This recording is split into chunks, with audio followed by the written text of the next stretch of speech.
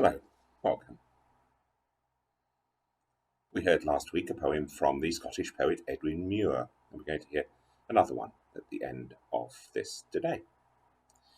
Edwin Muir was brought up on a crofting community, in Orkney, on a very small croft with his parents.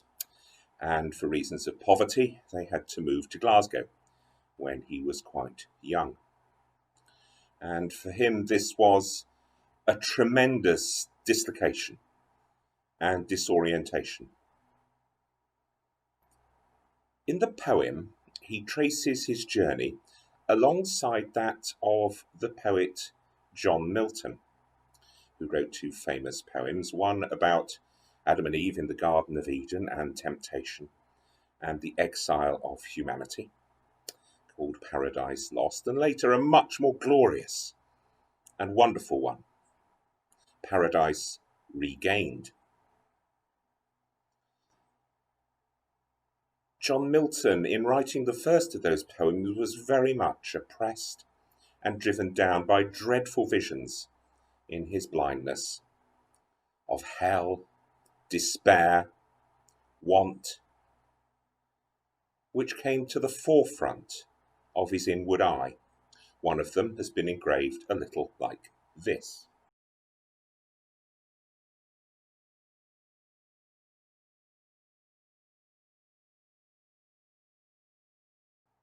John Milton coined the phrase pandemonium as the place where evil dwells. In one sense, how right that was.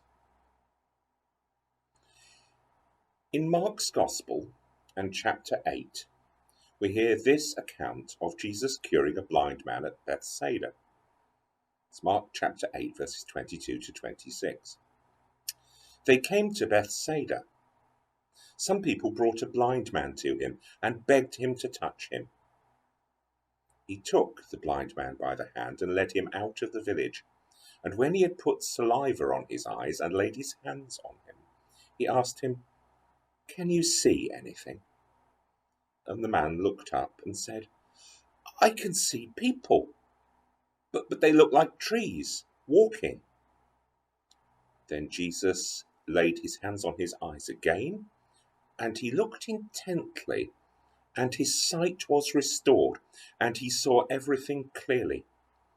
And he sent him to his home, saying, "Do not even go into the village."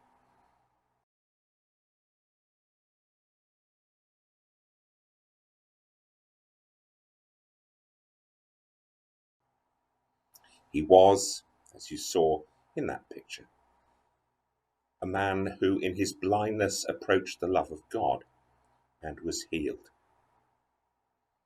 Muir compares this journey to Milton and sometimes to our experience, not necessarily of physical blindness, but of sensing a bewilderment, not seeing the world as it is, not seeing it through God's eyes, feeling fear, perhaps dreams of terror, feeling that the way ahead is absolutely lost to us. Muir felt that himself as a young man. He refers in the poem to Saturday nights in the appalling slums of Glasgow, which at that time was generally considered to be the most deprived and the most poverty-stricken part of the whole of the British Isles. Wonderful photographs survive showing the appalling conditions of the period, and here's one of them.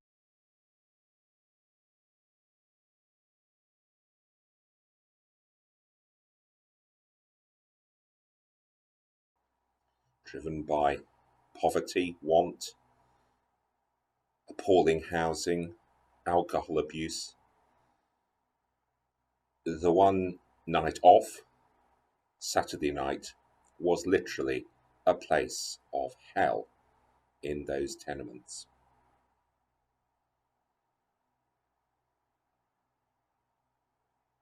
But for Edwin Muir, for John Milton, and for us, sometimes pushing through those darkest moments, pushing through those places where People, situations just seem fuzzy, bewildering, out of kilter, pushing through those places where we can't see, pushing through into God's steady presence.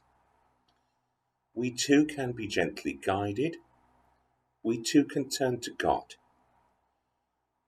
We also can, perhaps by stages, like the blind man at Bethsaider, see things as they really are. See God's paradise reclaimed by Christ, and delight in a newly seen and a newly encountered presence of God. We'll end with the poem Milton.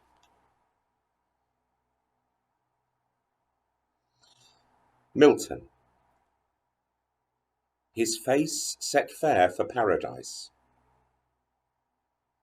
and knowing that he and paradise were lost in separate desolation, bravely crossed into his second night, and paid his price.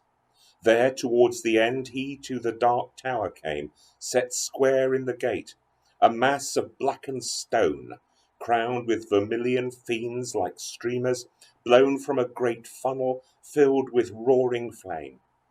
Shut in his darkness, these he could not see, but heard the steely clamour known too well on Saturday nights in every street in hell.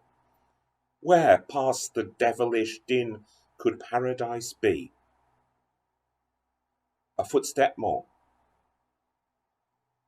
and his unblinded eyes saw far and near the fields of paradise.